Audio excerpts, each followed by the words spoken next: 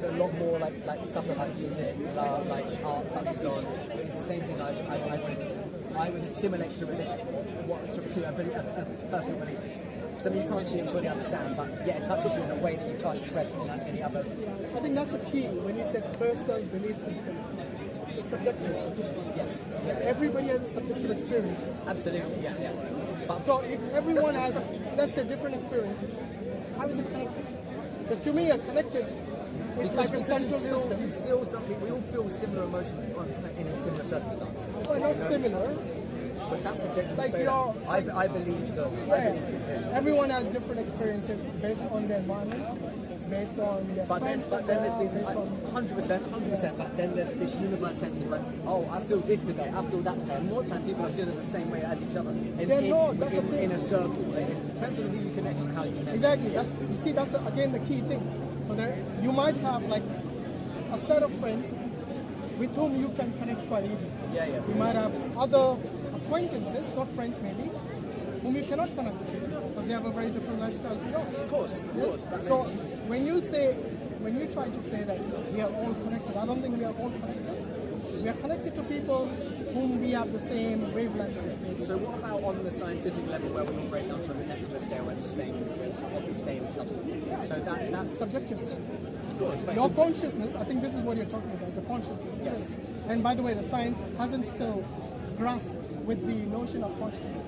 So there's no empirical evidence. There's no empirical evidence. So they can't observe it under a microscope or in a lab or do experiments on it, Absolutely, yeah. So again, it's even though they deny the empirical evidence, but they cannot deny the fact that it exists. See what I mean? Yes. It's like a double. But that's why I mean by the connectivity. Now I feel that because I've had close to death experiences, it's enabled me to see certain things other people don't see. Go on, give us something that we can understand. It's hard to equate because it's my experience. Yeah, of so course. That's the thing. So when I talk about it, I try to relate to it. I just sound like a madman, and people are like, "No, you're mad, fam," and I'm just like, "But I know how I experience it, I see things, and I can preempt things as well. I can often tell when things are going to happen, or I can tell what energy is coming from a scenario, which I can't explain. There is no logic behind that at all whatsoever." Can I ask you something, but you don't have to respond? Okay. Were you under the influence of drugs when you were having these experiences? No. It's what I do on a day-to-day basis. Because people who are under the influence of drugs, yeah, they also will have these kind of experiences. Of course. See what I mean? Yeah. So again, why would you assume that I was under the influence of drugs? No, that's why I asked. I'm not saying I'm assuming. I'll ask you a question. Okay. I didn't make a statement. If I made a statement, that would be an assumption.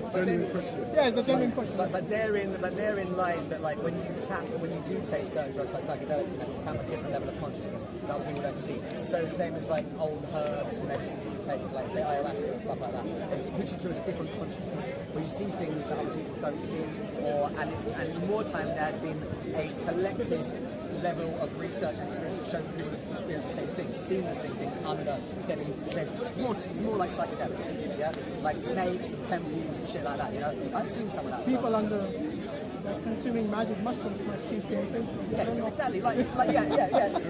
Yeah, exactly. But I believe that in doing that. So I read this book called I believe in my own religion, but I don't believe it belongs to an institution. Yeah, and I've read bare books on religion just because I'm curious about it. I was involved heavily when I was younger, and I believe, I read this book called Proof of God, yeah? Proof of God exists, yeah? It's written by a neuroscientist, New York number one bestseller, and it's written by a neuroscientist explaining that at a time of their death, they went into a coma, and they experienced something that they leveled with scientific evidence to show that what they've experienced was kind of almost impossible.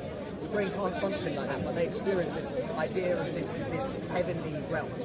Yeah, and I believe that when you do take certain things that change your brain waves, you experience a tap into the science similar to what that person did, and it's kind of like what's it called, the third eye. You kind of open that a bit more. Have you studied Hinduism by any chance? Tiny bits, but a lot of what you're saying falls into that category. Okay, interesting. Yeah, or maybe I think it's the Dharmic faith, so it includes Buddhism, Jainism, Sikhism, Hinduism, obviously. They have a lot of this consciousness. So they believe in panentheism. Does that make sense? What is that? So you heard of pantheism? So there's pantheism and there's panentheism. Pantheism is like the universe is God. Yeah. Panentheism is all of the universe is within God. Okay. That's the difference. So they say that there is this collective. That's still a defining one rule or overall kind of vibe. So they believe in panentheism, they believe that there is some sort of universal consciousness. Okay. Which influences you. Okay. But anyway, again, like one thing about consciousness is that it is going to become subjective. It doesn't matter how or who discusses it. Yeah, of course. Eventually, it is subjective. Yeah, you know what I mean? Yeah. So that's why you cannot have this central, what do you say, consciousness which deals with everyone, everything. Maybe it's something that we don't fully understand or what I'm fully seeing yet. Because I can only tell based on what we experience. I'm not a demigod or something. Yeah, we can't tell any other way other than what we experience. Of course, and experiences dictate what we know and how we present. So let me ask you this: what made you move away from Christianity, your previous faith, to I don't know, spirituality? I believe. Yeah, more That's how I spiritual, would more call it. spiritual. What was the thing that the flaws within the actual institutions, the man-made sides of things, that was more monetary based, more about like people trying to make a living out of other people's beliefs. That's something I always think sits so right. You know, that's kind of it. is that it? Or Yeah, kind of, yeah. That was the more thing. Also, it was just like, I felt it was a bit like, if you don't believe in this, then you're not with us, kind of thing, yeah? Whereas I'm like, if you don't get me, that's fine, fam, but we can still be friends, you know? Like, but like, if, I believe some more like, draconic elements of the church, more like, if you don't fuck with our beliefs, then we don't speak to you. You don't belong to us. You are down. you're a different club? Not ours. Yeah. You're not in the cool kids club, you know. So have you had a chance to look into Islam? By the way, I'm a Muslim. Yeah. HASHIM Rich. Nice to meet you. Thank you for the conversation. It's been interesting. Have you had a chance to look into Islam? No, but I'll give it a go. Okay, so Islam has many elements similar to Christianity.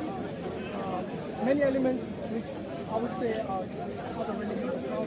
Obviously, to do good, not to harm someone, not to steal, not to drink alcohol as well. Oh, that's fun though. Why would you avoid that?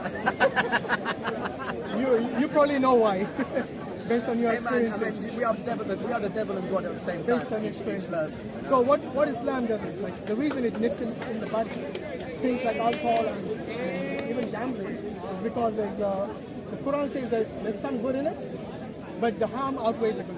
Yeah. Because you go to the other side of. See what I mean?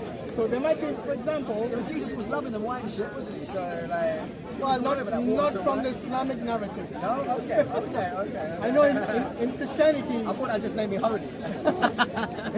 in Christianity, the first miracle of Jesus is actually turning water to wine. Yeah, exactly. That was his first miracle. That's exactly it. So, Do you know what was the first miracle of Jesus in the Quran? no.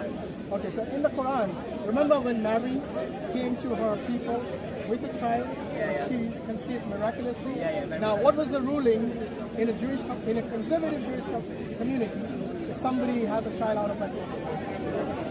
Like it's stoned. Yeah. It's going to death. Yeah, stoned. It's going to death because this is what adultery entails. Yeah, This was the of course. capital Yeah. punishment. So how did she get around that? Christianity doesn't have an answer to that. Islam does.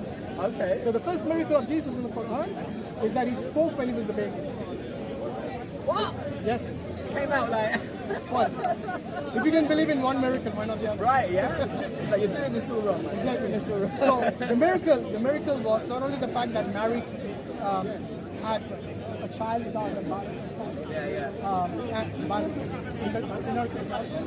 but when she came to the community, she was instructed by God not to speak, but to point to the child. The child was Jesus. And the people were saying, "Are you mad, Mary? How can we speak to the child? It's just an infant. It doesn't talk." And she just pointed, and this is when Jesus spoke, and he says, "I am a messenger. I've been given the book, the good news, the Torah and the Injil, the news of the Torah and Injil by God Almighty. They come as a prophet, bearing this." Okay. So, I know as someone who hasn't studied Islam, they might say this as old, but just like you believe in certain Yeah, miracles this is in the your same life, thing. Yeah. and this is It's something the that's possible. absurdity that couldn't be But possible. that wasn't the main thing. The main thing is, look, if God Sorry, is, bro, I've got to go, man. yeah, just 2 minutes. I've got to go. Oh, no problem. It's been nice to talk to you. Yeah, take 10 minutes. But Islam is, alhamdulillah, is more holistic. The thing is, we believe Allah has created this universe. The universe exists, and we know that it doesn't exist just by itself. There must be someone who brought all of this into existence. And this is where we believe that Allah is the one who brought this into existence. Because science goes up to a certain limit where they say, okay, we believe in the Big Bang, we believe in this this singularity. I think that is how far they can go. They cannot go beyond that. Beyond that would be speculating even from the scientific perspective. So we believe that the universe didn't create itself. Yes? It must have come into existence from a cause. And we believe this cause is God Almighty. Alhamdulillah, we can believe a lot of things which are miracles. We can have all these different insights, subjective experiences, but none of them actually point to the fact where we came from.